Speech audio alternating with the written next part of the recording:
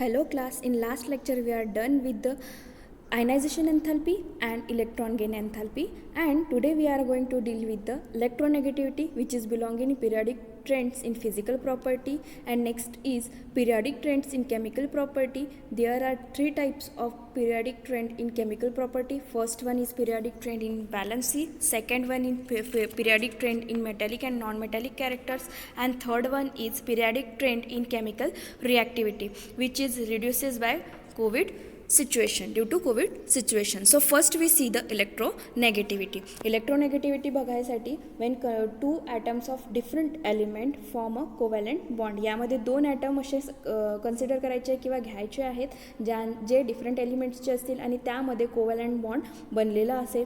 कोवॅलंट bond बनवताना आपल्याला माहिती आहे की दोन ॲटम जेव्हा घेत आहोत तर दोन ॲटम आपण जेव्हा घेतले आहे, हा एक ॲटम ए घेतलेला आहे, ॲटम बी घेतलेला आहे, तर ए एक इलेक्ट्रॉन शेअर करतो आणि बी एक इलेक्ट्रॉन शेअर करतो आणि दोघांमध्ये कोवॅलंट बॉन्ड बनतो.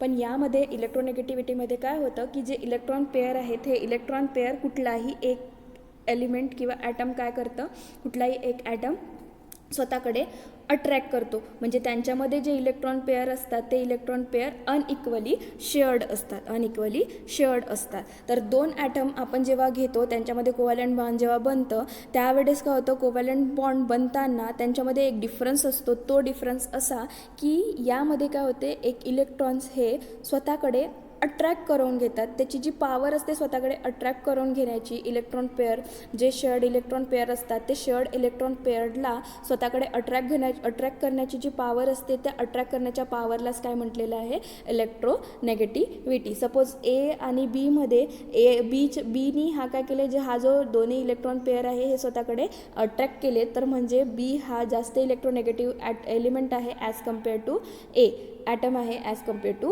A. So definition of electronegativity is the ability of covalently bonded atom to attract the shared electron towards itself is called as electronegativity, which is denoted by capital E and capital N. Suppose मी अजून एखादी example घेतला, hydrogen आणि fluorine. तर यामध्ये बघा, हायड्रोजननी एक electron share केला आहे, फ्लोरीननी एक इलेक्ट्रॉन शेअर केला आहे. यांच्यामध्ये कोवॅलंट बॉन्ड फॉर्म झालेला आहे. आता एक पेअर ऑफ इलेक्ट्रॉन इथे शेअर झालेली आहे. पण यांच्यामध्ये दोघांमध्ये एक डिफरन्स असा येतो की त्यापैकी कुठलाही एक ॲटम हा काय करणार, जे इलेक्ट्रॉन पेअर आहे ही स्वतःकडे अट्रॅक्ट करून घेणार आणि तो स्वतःकडे अट्रॅक्ट करून घेण्याची जी पॉवर असते त्याला इलेक्ट्रोनेगेटिव्हिटी असे म्हटलेलं आहे. तर यामध्ये फ्लोरीन काय करतो, फ्लोरीन हे जो पेअर आहे हा काय करतो, स्वतःकडे अट्रॅक्ट करून घेतो. म्हणजेच फ्लोरीन हा मोर इलेक्ट्रोनेगेटिव्ह ॲटम आहे. तर यामध्ये जो इलेक्ट्रोनेगेटिव्हिटी आहे ही इलेक्ट्रोनेगेटिव्हिटी कुठल्याही अशा एक्सपेरिमेंटली मेजरेबल क्वांटिटी नाही आहे. म्हणजे कुठलाही एक्सपेरिमेंट करून आपण ती व्हॅल्यू फाइंड आउट करू शकत नाही. खूप साऱ्या सायंटिस्टनी काय केलेलं आहे की एक न्यूमेरिकल स्केल दिलेली आहे इलेक्ट्रोनेगेटिव्हिटीची. पण यामध्ये फक्त पावलिंग जो सायंटिस्ट आहे यांनी दिलेल्या स्केललाच इम्प्लिमेंट करण्यात आलेलं आहे. त्याचं नाव आहे पावलिंग स्केल. लिनस पावलिंगनी 1922 ही स्केल डेव्हलप करण्यात आलेली आहे. ह्या स्केलमध्ये काय सांगितलेलं आहे की यामध्ये त्यांनी एक फ्लोरीन ॲटम आहे, या फ्लोरीन ॲटमला असं म्हटलेलं आहे की फ्लोरीन ॲटम हा हायेस्ट व्हॅल्यू ऑफ इलेक्ट्रोनेगेटिव्हिटीची ते व्हॅल्यू जी दिलेली आहे इलेक्ट्रोनेगेटिव्हिटीची, ही इलेक्ट्रोनेगेटिव्हिटीची व्हॅल्यू जी आहे फ्लोरीनची जास्त दिलेली आहे, सगळ्यात जास्त. हे पावलिंग स्केलमध्ये सांगण्यात आलेलं आहे. पावलिंग स्केल हा सध्याचा इलेक्ट्रोनेगेटिव्हिटीसाठी वाईडली यूज केलेली स्केल आहे. यामध्ये फ्लोरीनची जी व्हॅल्यू आहे ही फ्लोरीनची व्हॅल्यू 4 सांगितलेली आहे. पहिले तर फ्लोरीन हा हायेस्ट इलेक्ट्रोनेगेटिव्ह एलिमेंट सांगितलेला आहे. त्या स्केलवरून म्हणजे फ्लोरीनची व्हॅल्यू 4 आहे. त्याच्यावरनं बाकीच्या जे एलिमेंट्स आहेत त्या बाकीच्या एलिमेंट्सची व्हॅल्यू फाइंड आउट केल्या जाते. फ्लोरीनला मेन असा एलिमेंट केलेला आहे इलेक्ट्रोनेगेटिव्हिटी, याची व्हॅल्यूला कम्पेअर करून बाकीच्या एलिमेंट्सची काय केलेली आहे, व्हॅल्यू काय केलेली आहे, फाइंड आउट केलेली आहे. Next point is electronegativity represent attractive force exerted bye nucleus on the electron share.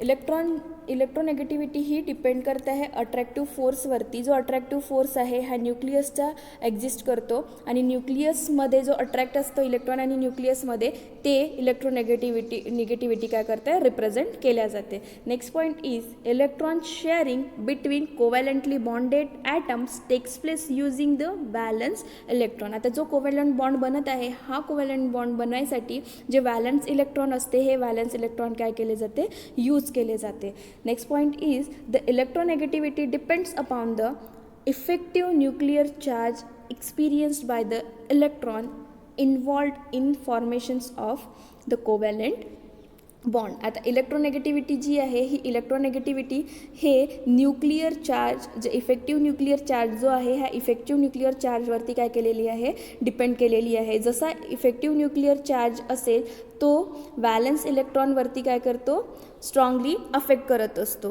तर जेव्हा व्हॅलन्स इलेक्ट्रॉन जेव्हा इफेक्टिव्ह न्यूक्लियर चार्ज हा इन्क्रीज होईल तसंच प्रकारे त्याच्यामधले जे व्हॅलन्स इलेक्ट्रॉन चार्ज आहे हे देखील काय असतील इन्क्रीज होतील आणि शेअर्ड पेअर ऑफ इलेक्ट्रॉन्सला स्वतःकडे अट्रॅक्ट करण्याची काय असते त्या एखाद्या एलिमेंटची कॅपॅसिटी काय असते जास्त असते. जो इलेक्ट्रॉन न्यूक्लियर चार्ज आहे जो इफेक्टिव्ह न्यूक्लियर चार्ज जो आहे इफेक्टिव्ह न्यूक्लियर चार्ज हा मेन रोल प्ले केला जातं इफेक्टिव्ह न्यूक्लियर चार्जवरती.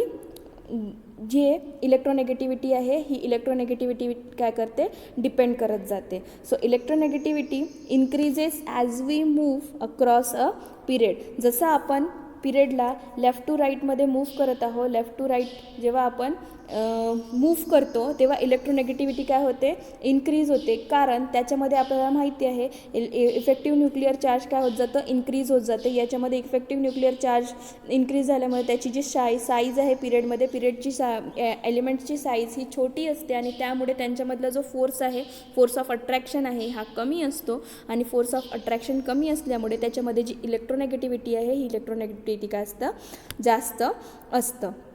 नेक्स्ट आहे जेव्हा आपण इलेक्ट्रोनेगेटिव्हिटी ही ग्रुपमध्ये बघतो तर ग्रुपमध्ये जाताना टॉप टू बॉटम जेव्हा आपण ग्रुपमध्ये जाऊ तर त्यावेळेस इलेक्ट्रोनेगेटिव्हिटी काय होते डिक्रीज होत जाते. इलेक्ट्रोनेगेटिव्हिटी डिक्रीज होत जाते कारण यामध्ये जसं आपण टॉप टू बॉटम ग्रुपमध्ये जातो तर पहिला जो ग्रुप असते त्याच्यामध्ये एक शेल असतो दुसऱ्यामध्ये 2 शेल असते. अशामध्ये त्याच्यामध्ये साईज ऑफ ॲटम काय होत जातं इन्क्रीज होत जाते. तर साईज ऑफ व्हॅलन्स शेल्स काय होते इन्क्रीज होतं आणि त्यामुळे त्याच्यामध्ये काय होते शिल्डिंग इफेक्ट जो आहे स्क्रीन इफेक्ट शिल्डिंग इफेक्ट काय होतं इन्क्रीज होत जातो आणि शिल्डिंग इफेक्ट आणि स्क्रीनिंग इफेक्ट इन्क्रीज झाल्यामुळे त्यामध्ये जो इफेक्टिव्ह न्यूक्लियर चार्ज आहे हा इफेक्टिव्ह न्यूक्लियर चार्ज डिक्रीज होत जातो आणि इफेक्टिव्ह न्यूक्लियर चार्ज डिक्रीज होत झाल्यामुळे त्याच्यामध्ये जो न्यूक्लियस आणि जो इलेक्ट्रॉन आहे यांच्यामधलं जो अट्रॅक्शन आहे हे काय असतं कमी असतो आणि त्यामुळेच जेव्हा आपण टॉप टू बॉटम ग्रुपमध्ये मूव्ह करतो त्यावेळेस इलेक्ट्रोनेगेटिव्हिटीची व्हॅल्यू काय आहे डिक्रीज होत जात आहे.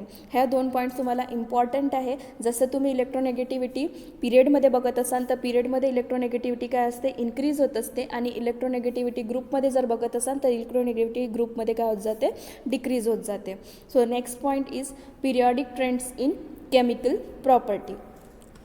आता आपण फिजिकल प्रॉपर्टी बघितलेली आहे आणि फिजिकल प्रॉपर्टीजमध्ये टोटल 5 प्रॉपर्टीज होत्यात. Atomic radius, ionic radius, ionization enthalpy, electron gain enthalpy आणि last one is electronegativity. So आता आपल्याला काय बघायचं आहे periodic trends in chemical properties. आता पिरियडिक ट्रेंड इन केमिकल प्रॉपर्टीमध्ये सगळ्यात मोस्ट बेसिक जर फंडामेंटल प्रॉपर्टी असेल तर ती आहे फंडामेंटल प्रॉपर्टी त्याचा कंबायनिंग पॉवर. म्हणजे एखाद्या एलिमेंटला बॉन्ड जर फॉर्म करायचा असेल तर त्याच्यामध्ये कशी पॉवर असते बॉन्ड कॉम्बिनेशन व्हायची किंवा 2 ॲटम्सला कंबाईन करायसाठी म्हणजे हे दोघांना कंबाईन करायसाठी जी पॉवर लागत आहे हा बेसिक फंडामेंटल आहे chemical प्रॉपर्टीचा.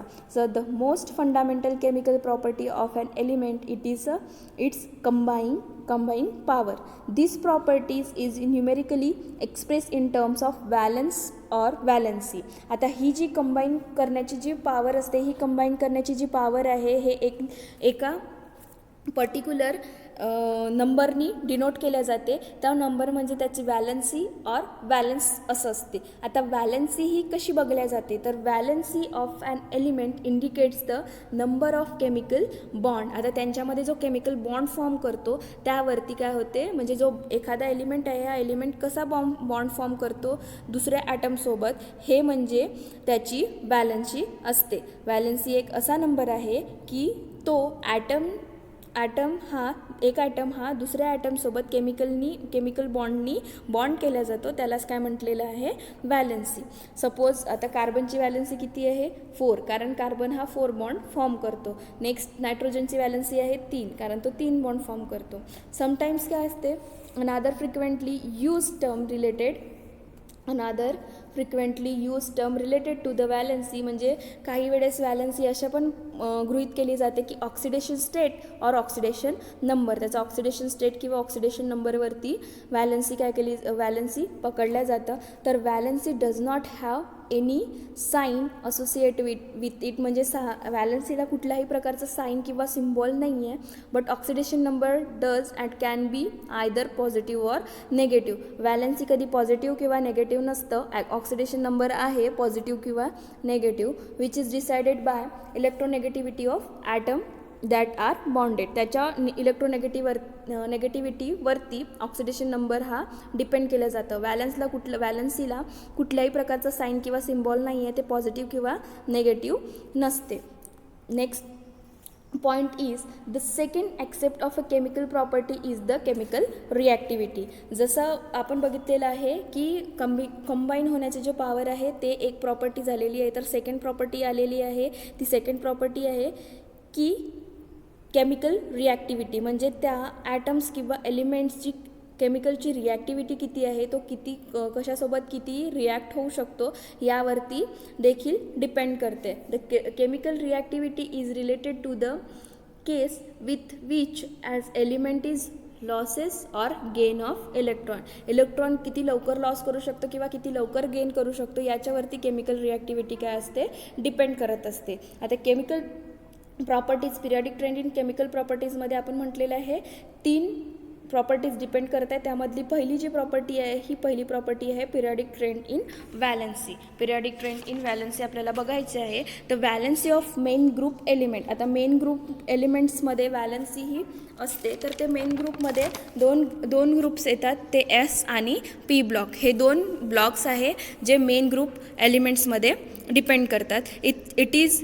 usually equal to the number of valence electron and or equal to the difference between 8 and the number of the valence electron. आता त्या मेन ग्रुपची व्हॅलन्सी कशावरती डिपेंड करते. आता मेन ग्रुपमध्ये तर एस ब्लॉक आणि P block हे 2 blocks जे आहे यांना मेन ग्रुप एलिमेंट असं म्हटलेलं आहे. आता व्हॅलन्सी ही करताना जी आउटर शेलचं इलेक्ट्रॉनिक कॉन्फिगरेशन असते, आउटर शेलमध्ये जे इलेक्ट्रॉन्स असतात एकतर त्याच्यावरनं त्याची व्हॅलन्सी डिपेंड केली जाते, किंवा दुसरं त्याच्यामध्ये जो डिफरन्स असतो, difference between 8 and the number of valence electron आणि 8 यांच्यामधलं जो डिफरन्स असते त्याच्यावरनं देखील काय केली जाते, व्हॅलन्सी बघितल्या जाते. फॉर एक्झाम्पल जर मी एस ब्लॉक कन्सिडर केला, एस ब्लॉकमधला जो पहिला ग्रुप आहे ग्रुप 1 हा जर बघितला तर याच्यामध्ये बघा आउटर शेडमध्ये इलेक्ट्रॉन किती असतो, 1 इलेक्ट्रॉन असतो. तर याची जी व्हॅलन्सी आहे यावरनं काय केलेलं आहे, एस ग्रुपची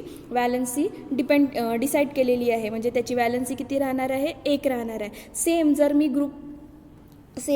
मी पी ब्लॉक बघितलं आहे, पी ब्लॉक एलिमेंट बघितले आहे, त्याच्यामध्ये जर ग्रुप 17 बघितलं तर ग्रुप 17मध्ये जो शेवटचा आउटर शेल असतो, या शेवटच्या आउटर शेलमध्ये किती इलेक्ट्रॉन्स असतात, 7 इलेक्ट्रॉन प्रेझेंट असतात. 7 इलेक्ट्रॉन प्रेझेंट असतात, तर मग त्याची व्हॅलन्सी 7 असू शकते का, नाही, त्याची व्हॅलन्सी 7 नसते. तर मग यामध्ये काय केलं गेलेलं आहे, 8 - 7 केलेलं आहे. 8 - 7 तर आन्सर येतं 1, म्हणजे त्या 17 ग्रुपची जी व्हॅलन्सी राहणार आहे ही व्हॅलन्सी किती राहणार आहे, 1. म्हणजे जर मी एस ब्लॉकमध्ये बघितलं ग्रुप 1 त्याची पण व्हॅलन्सी 1, पण ती डिपेंड करत आहे त्याच्या शेवटच्या सेलमध्ये किती व्हॅलन्स आहे त्याच्यावरनं. आणि पी ब्लॉकमध्ये ग्रुप 17 घेतलेला आहे, त्याच्यामध्ये शेवटचा जो आउटर शेल होता, आउटर शेलमध्ये 7 इलेक्ट्रॉन होते आणि त्याची जी व्हॅलन्सी डिपेंड केलेली आहे हे difference between the 8 and the number of valence electron 7 होते आणि त्याच्यामधनं 8मधनं 7 मायनस केलं आणि 1 आलं, त्यामुळे त्याची जी व्हॅलन्सी केलेली आहे ही 1 केलेली आहे.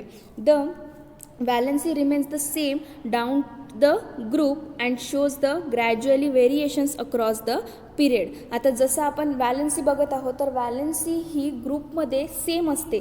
जेव्हा तुम्ही टॉप टू बॉटम ग्रुप जाणार, कुठल्याही ग्रुपमध्ये जेव्हा जाणार तर पहिल्या ग्रुपपासून तर शेवटच्या ग्रुपपर्यंत त्याची जी वॅलन्सी असते हे रिमेन्स सेम असते. आणि जसं आपण पिरियड जात आहोत लेफ्ट टू राईट, तर पिरियड जेव्हा आपण लेफ्ट टू राईट जात असतो तर पिरियडमध्ये काय होते, व्हॅरी करत जाते, ती इन्क्रीज होत जाते लेफ्ट टू राईट. त्याच्यामध्ये ॲटॉमिक नंबर जो असतो त्याचा तो इन्क्रीज होत असल्यामुळे त्याची जी वॅलन्सी असते ही वॅलन्सी देखील काय होत जाते, इन्क्रीज होत जाते. नेक्स्ट इज यामध्ये बघा पिरियडिक टेबल्स दिलेला आहे. या पिरियडिक टेबलमध्ये तुम्हाला काही ग्रुप्स घेतलेले आहे आणि काही ग्रुप्समध्ये त्यांचे इलेक्ट्रॉनिक कॉन्फिगरेशन्स आणि नंबर ऑफ वॅलन्स इलेक्ट्रॉन आणि वॅलन्सी, त्यामध्ये फॉर्म्युला ऑफ हायड्राईड आणि फॉर्म्युला ऑफ ऑक्साईड आणि हायड्राईडचे काही फॉर्म्युला दिलेले आहेत. तर यामध्ये बघा ग्रुप 1 आणि ग्रुप 2 हे एस ब्लॉकमध्ये बिलॉंग करतात.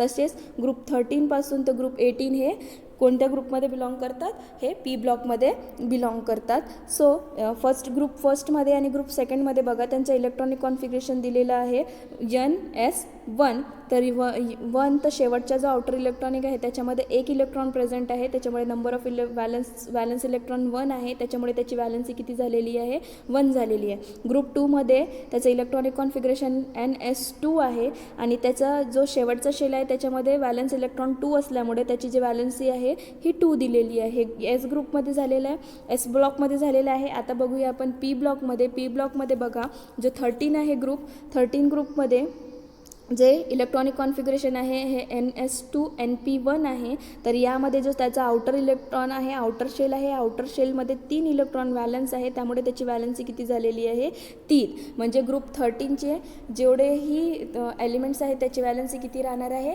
3 राहणार आहे. नंतर ग्रुप 14 बघा, ग्रुप 14चं इलेक्ट्रॉनिक कॉन्फिगरेशन आहे NS2NP2.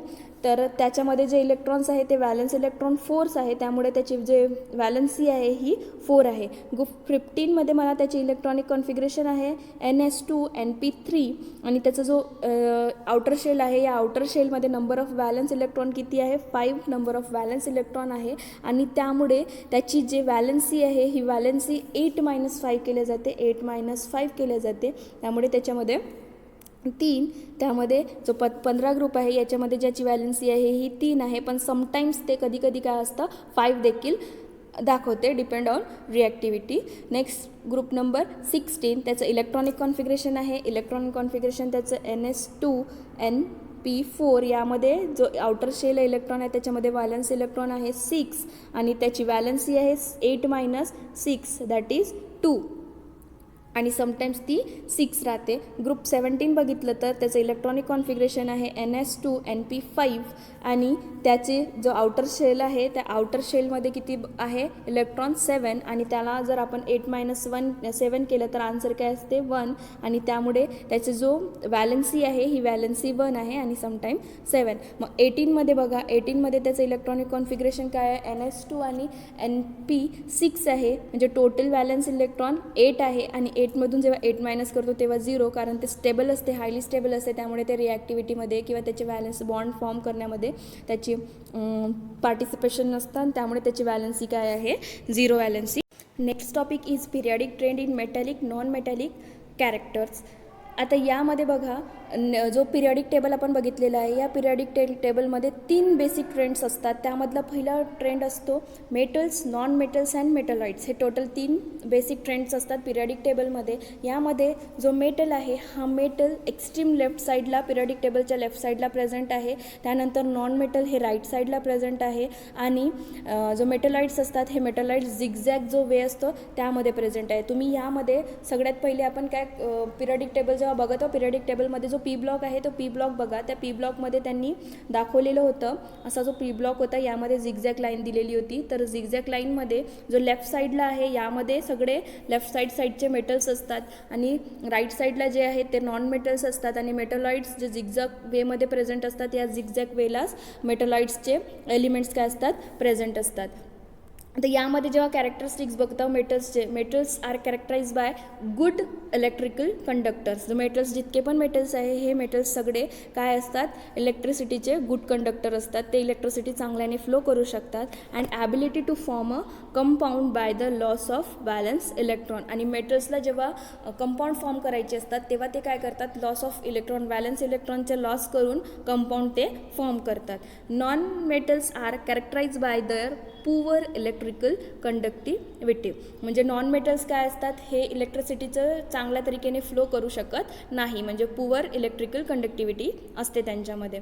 And ability to form compound, आणि त्यांची जे कंपाऊंड फॉर्म करण्याची जी ॲबिलिटी असते ही ability gain of balance electron in balance shell. म्हणजे इलेक्ट्रॉन घेऊन ते काय करतात, कंपाऊंड फॉर्म करतात.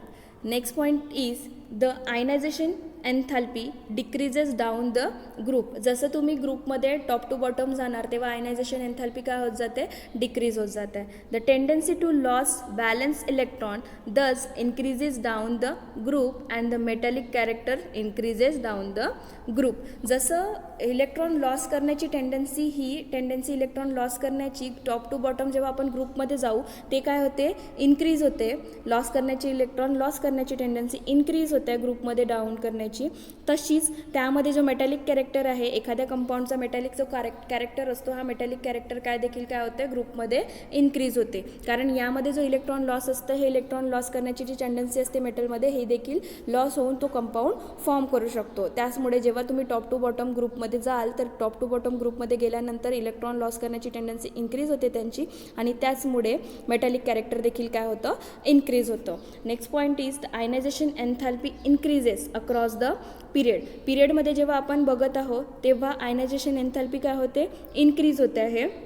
आयनायझेशन एन्थॅल्पी इन्क्रीज होत आहे तर त्याचे कॉन्सिक्वेंटली मेटॅलिक कॅरेक्टर काय होतं, डिक्रीज होतं. आयनायझेशन एन्थॅल्पी इन्क्रीज होते पिरियडमध्ये तर त्याचं जो मेटॅलिक कॅरेक्टर काय होतं, डिक्रीज होतं. सेम ग्रुपमध्ये काय होतं, इन्क्रीज होते, आणि त्याचमुळे त्याचे जो मेटॅलिक कॅरेक्टर काय होतं, इन्क्रीज होते. आणि यामध्ये आयनायझेशन एन्थॅल्पी इन्क्रीज होते आणि मेटॅलिक कॅरेक्टर काय होतं, डिक्रीज होतं. कशामध्ये, period, across the period. Wien electron gain एन्थॅल्पी becomes more and more negative across the period. जेव्हा आपण इलेक्ट्रॉन गेन एन्थॅल्पी बघितली होती, इलेक्ट्रॉन गेन एन्थॅल्पी जेव्हा जास्त असते पिरियडमध्ये काय असते, more and more negative, highly negative होते. आणि त्यामुळे त्याचा जो मेटॅलिक कॅरेक्टर आहे ह्या मेटॅलिक कॅरेक्टर काय होतो, इन्क्रीज होतो. आणि सेम जेव्हा आपण ग्रुपमध्ये जाऊ तर ग्रुपमध्ये काय होतं, लेस नेगेटिव्ह असते आणि त्याचं मेटॅलिक कॅरेक्टर काय होतं, डिक्रीज होत जातं. दस नॉन मेटॅलिक कॅरेक्टर आपण जर बघितलं तर नॉन मेटॅलिक कॅरेक्टर इन्क्रीजेस होते अक्रॉस द पिरियड. पिरियडमध्ये जर आपण बघितलं तर त्याचं काय होणार, लेफ्ट टू राईट जाऊ तेव्हा नॉन मेटॅलिक कॅरेक्टर काय होणार, इन्क्रीज होणार. सेम आणि ग्रुप टॉप टू बॉटम जेव्हा ग्रुपमध्ये जाऊ तेव्हा काय होणार, डिक्रीज होणार. नेक्स्ट आहे आपल्याला 2 प्रॉब्लेम्स दिलेले आहेत. त्यापैकी पहिला प्रॉब्लेम जो आहे GE sulphur and BR belongs to the group 14, 16 and 17 respectively. Predict the empirical formula of the compound those can be found by the G and S and G and BR. यामध्ये तुम्हाला empirical formula काढायचा आहे. 3 त्यांचे groups दिलेले आहे, 3 elements दिलेले आहेत, त्यांचे ग्रुप्स दिलेले आहेत. त्या 3 एलिमेंट्स आणि 3 ग्रुपवरनं त्यांचे जे रिॲक्शन्स होणार आहेत ते बघायचं आहे आणि त्याच्यावरनं तुम्हाला कोणत्या ग्रुपमध्ये ते बिलॉंग्स, त्यांचं जे इम्पेरिकल फॉर्म्युला आहे हे बघायचं आहे. From the group number we understand that the general outer electronic configuration. त्याच्या ग्रुपवरून आपल्याला जनरल इलेक्ट्रॉनिक कॉन्फिगरेशन्स बघता येतं. तर general electronic configurations, group element आणि नंबर ऑफ व्हॅलन्स इलेक्ट्रॉन आणि व्हॅलन्सी ही आपल्याला फाइंड आउट करून घ्यायची आहे. तर या टेबलमध्ये बघा तुम्हाला एलिमेंट्स दिलेला आहे G, त्याचा ग्रुप आहे 14 जो आपल्याला प्रॉब्लेममध्ये प्रोव्हाइड केलेला आहे. त्याचं इलेक्ट्रॉनिक कॉन्फिगरेशन ग्रुप 14 वरून आपल्याला माहिती आहे कसं काढता येतं. तर NS2NP2 आहे आणि त्याच्यामुळे त्याचा जो आउटर इलेक्ट्रॉन आहे त्या आउटर शेल आहे. आउटर शेलमध्ये 4 नंबर व्हॅलन्स इलेक्ट्रॉन आहे आणि त्याच्यावरून आपल्याला व्हॅलन्सी किती माहिती आहे, त्याची 4 माहिती आहे. त्यामुळे Gची व्हॅलन्सी किती आहे, 4, म्हणजे तो 4 बॉन्ड बनवतो. नेक्स्ट आहे सल्फर. सल्फरचं ग्रुप आहे 16 आणि त्याचं इलेक्ट्रॉनिक जे कॉन्फिगरेशन आहे इलेक्ट्रॉन कॉन्फिगरेशन NS2NP4 आहे. त्यामुळे त्याचा जो आउटर शेल आहे त्या आउटर शेलमध्ये 6 इलेक्ट्रॉन प्रेझेंट आहे आणि 6 व्हॅलन्स इलेक्ट्रॉन प्रेझेंट असल्यामुळे त्याचा जो व्हॅलन्सी आहे ते 8 - 6 इक्वल्स टू 2 म्हणजे त्याची वॅलन्सी किती आहे 2 ही त्याची वॅलन्सी आहे. नेक्स्ट BR आहे. BR हा 17 ग्रुपमध्ये प्रेझेंट आहे. त्याचा outer electronic configuration NS2 NP5 आहे. द नंबर ऑफ वॅलन्स इलेक्ट्रॉन किती राहणार आहे 7 आणि त्याची जी वॅलन्सी आहे ही वॅलन्सी त्याची 1 राहणार आहे.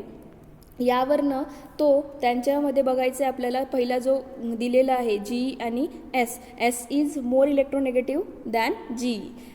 सल्फर जो आहे मोल इलेक्ट्रोनेगेटिव्ह आहे, त्यामुळे त्याचा जो इम्पेरिकल फॉर्म्युला आपल्याला जर फाइंड आउट करायचं असेल तर इम्पेरिकल फाइंड आउट करण्यासाठी आपल्याला एक मेथड यूज केलेली आहे. ती मेथडमध्ये त्याची मल्टिप्लिकेशन्स आपल्याला वॅलन्स सेलची करायची आहे. त्यामुळे पहिले एलिमेंट्स लिहून घ्यायचे आणि त्याच्या खाली त्याच्या वॅलन्स लिहून घ्यायच्या. एलिमेंट्स GE आहे आणि S आहे. त्याची वॅलन्सी जी आपण फाइंड आउट केलेली आहे वॅलन्सी GEची 4 आहे आणि Sची 2 आहे. त्यांच्यामध्ये त्यांचा मग क्रॉस मल्टिप्लिकेशन करायचं, त्यावरून त्याचं एक फॉर्म्युला लिहायचं म्हणजे GE 2 होणार आणि S काय होणार 4 होणार. मग त्यावरनं त्याचे इम्पेरिकल फॉर्म्युला जेव्हा काढत आहोत तर इम्पेरिकल फॉर्म्युला काढताना यामध्ये त्यांचं डिव्हिजन करायचं 4/2 इझिली होतं म्हणून GE सिंगल आणि S इक्वल्स टू 4. सेम याला आपल्याला BRचं देखील करायचं आहे. तर BR is more electronegativity than GE. The empirical formula of the compound form by two element these two element predict by the method cross multiplication of valency. आपल्याला cross मल्टिप्लिकेशन्स करायचे आहे दोघांची. सेम एलिमेंट लिहून घेतलेलं आहे वरती जसं केलं आहे तसं GE आणि BRची वॅलन्सी 1 आहे, GEची 4 आहे. त्यांच्यामध्ये दोघांचं क्रॉस मल्टिप्लिकेशन करायचं तर सो GE 1 अँड BR 4. मग त्यांच्यामध्ये फॉर्म्युला GE BR 4 होतं आहे. सेम इम्पेरिकल फॉर्म्युलामध्ये त्याच्यामध्ये बघा डिवाईड वगैरे होतो का नाही होतं आहे, त्यामुळे GE BR 4 असं ते झालेलं आहे. Next problem is write the chemical equations of reactions if any of Na2O and Al2O3 with HCl and NaOH both. यांच्यामध्ये रिॲक्शन्स होणार आहे HCl आणि NaOH सोबत. Na2Oचं HCl सोबत आणि NaOH सोबत होईल आणि Al2O3चं पण HCl आणि NaOH सोबत रिॲक्शन होणार आहे. Both correlated with this position of sodium and aluminium in the periodic table. त्यावरून आपल्याला काय करायचं आहे त्यांची पोझिशन बघायची आहे. And infer where the oxide are basic acidic or amphoteric. त्याच्यावरनं आपल्याला ते ॲसिडिक ऑक्साईड आहे, बेसिक ऑक्साईड आहे की ॲम्फोटेरिक ऑक्साईड आहे हे आपल्याला बघायचं आहे. तर यामध्ये बघा जेव्हा आपण Na2Oची रिॲक्शन करत आहोत HCl सोबत तर आपल्याला माहिती आहे की Na2O बेसिक असल्यामुळे तो ॲसिडसोबत रिॲक्शन होऊन जेव्हा ॲसिड हा ऑलवेज आठवण ठेवायचं आहे की ॲसिड जेव्हा बेससोबत रिॲक्ट होते तेव्हा आपल्याला प्रॉडक्ट सॉल्ट आणि वॉटर मिळतं. तर यामुळे आपल्याला काय मिळालं आहे NaCl आणि वॉटर मिळालेलं आहे. नेक्स्ट आपण म्हटलेलं आहे की Na2O जो हा बेसिक आहे आणि बेसिक हा बेसिकसोबत रिॲक्शन करू शकत नाही, त्यामुळे याच्यामध्ये जो NaOH सोबत त्याची रिॲक्शन होणार नाही. त्यामुळे जो आपल्याला रिझल्ट मिळालेला आहे तो Na2O react with an acid to form salt and water. It is a basic oxide. त्यामुळे तो बेसिक ऑक्साईड आहे आणि this is because of sodium is reactive metal. तो जास्त रिॲक्टिव्ह मेटल आहे आणि तो एक्स्ट्रीम लेफ्टला प्रेझेंट आहे पिरियडिक टेबलमध्ये. नेक्स्ट रिॲक्शन आहे Al2O3 हे HCl सोबत होत आहे. तर आपल्याला काय मिळतं AlCl3 प्लस वॉटर आणि त्याच्यामध्ये पण सॉल्ट आणि वॉटर मिळालेलं आहे. नेक्स्ट जेव्हा तो बेससोबत रिॲक्ट होत आहे तेव्हा पण आपल्याला पहिले ॲसिडसोबत जेव्हा रिॲक्शन झाली तेव्हा आपल्याला सॉल्ट आणि वॉटर मिळालेलं आहे. नेक्स्ट Al2O3 बेससोबत जेव्हा रिॲक्ट होतो तेव्हा पण देखील आपल्याला सॉल्ट आणि वॉटर मिळत आहे. याचा अर्थ असा की Al2O3 हा रिॲक्ट होतो ॲसिड आणि बेससोबत आणि आपल्याला काय मिळतं सॉल्ट आणि वॉटर मिळतं. म्हणजे त्याचा जो नेचर आहे त्याचं नेचर काय ॲम्फोटेरिक ऑक्साईड आहे. जो ॲसिड आणि बेससोबत रिॲक्ट होत असतो त्याला काय म्हणतात ॲम्फोटेरिक इन नेचर आणि यामध्ये तो ॲसिड आणि बेससोबत रिॲक्ट होऊन सॉल्ट आणि वॉटर आपल्याला मिळालेला आहे, त्यामुळे तो ॲम्फोटेरिक इन नेचर आहे, ॲम्फोटेरिक ऑक्साईड आहे.